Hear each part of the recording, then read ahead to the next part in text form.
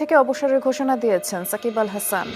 ঘরের মাঠে দক্ষিণ আফ্রিকার বিপক্ষে টেস্ট খেলেই টাইগারদের সাদা পোশাক তুলে নেওয়ার সিদ্ধান্ত নেন অলরাউন্ডার।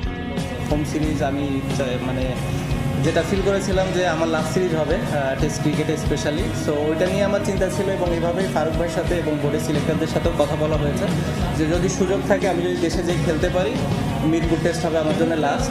যেদিন আমার কাছে মনে হবে যে আমি গাড়ির ড্রাইভার না প্যাসেঞ্জার, সেদিন আমি বুঝতে পারি। যেদিন আমি বুঝবো যে ওকে আমি ড্রাইভার, আমার উপর সবাই ভরসা করে সিটে বসে নাই, সেদিন আমি